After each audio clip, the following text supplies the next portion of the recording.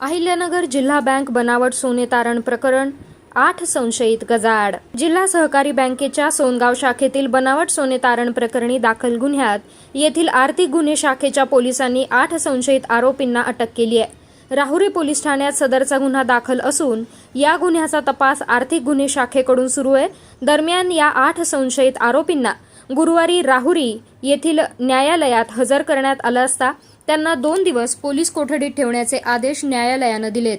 संजय बेलेकर, बाळासाहेब पडघमल, प्रवीण शिरडकर, विजय कोरडे, अक्षय गडगे, गणेश दाते, दत्तात्रय शेळके, दत्तात्रय वाणी अशी अटकेत असलेल्या संशयित आरोपींची नावे आहेत।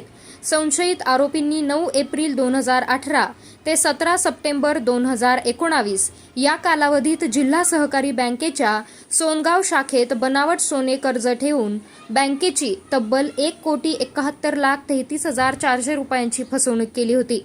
या प्रकरणी प्रवीण कुमार पवार यांनी 19 डिसेंबर 2020 रोजी राहुरी पोलीस ठाण्यात दिलेल्या फिर्यादीवरून गुन्हा दाखल करण्यात आला होता। 107 संशयित आरोपींविरोधात हा गुन्हा दाखल असून या गुन्ह्याचा तपास आर्थिक गुन्हे शाखेकडून सुरू आहे।